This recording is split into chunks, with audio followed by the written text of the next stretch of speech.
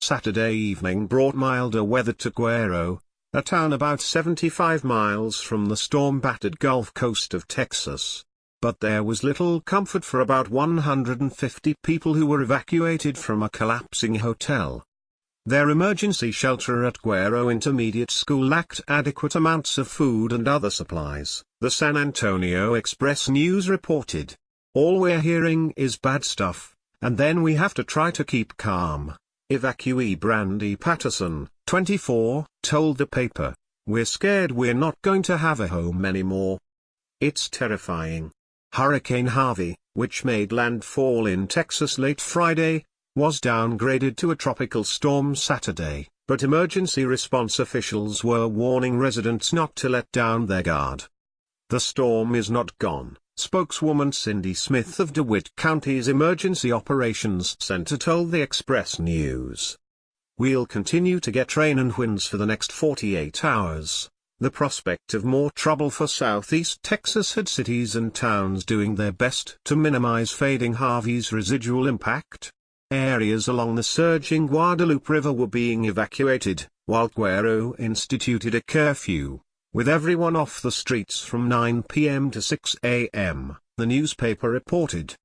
In San Antonio, the city's Transportation and Capital Improvements Department tweeted a list of streets that were being closed because of heavy flooding. San Antonio Mayor Ron Nirenberg assured residents that anyone seeking emergency shelter would not be turned away. Besides heavy rain and flooding, tornadoes were another safety concern. Along the Texas coast Saturday, residents who fled in advance of Harvey returned to find homes and businesses destroyed, and streets littered with telephone poles, downed wires, street signs, RVs, house siding, and even roofs that had been ripped off in one piece. Harvey made landfall between Port Aransas and Port O'Connor at 10 p.m. Friday. Port Aransas and the nearby coastal town of Rockport looked eerily similar Saturday morning after the worst of the storm had cleared and the damage became visible. It appeared strong wind gusts caused the most destruction. On Route 35 between Port Aransas and Rockport there were homes and trailers destroyed. Nancy and George Collins stared in disbelief at their home, which had crumbled. They said they have no insurance and no way to rebuild. "We have a camper that survived it. At least we have something to live in. A lot of people don't," said Collins. "It's everything we had." Emotions ran high for many people who lost their precious properties. "The high winds took the roof right off of it," said Tom Walker, who owns an auto parts store in Rockport. He was rained on as he stood inside his warehouse. The roof was ripped off overnight and the wind threw his products all over the floor. "We'll rebuild. It'll take time, but we'll get there," he said. Walker didn't expect the storm to be so strong. He stayed in his house and said all night the wind was pushing the doors, and trees were falling left and right.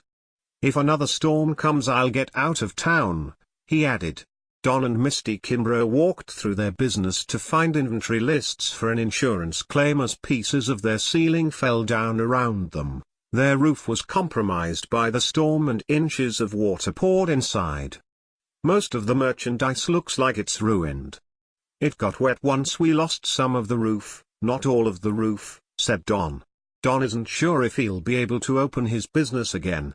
He was choked up thinking that this might be the end of the store where he's made a living for the last 26 years. "We've had this building since 1969. We did not have this much damage from Celia. It's kind of a surprise. I really didn't expect this much damage," he said. But although potentially losing the businesses is difficult, Misty said she was just happy her home and family were safe and thanked God for that. "This is just stuff," she said. Ray Bogan is a Fox News multimedia reporter based in El Paso, Texas. Follow him on Twitter, @RayBogan.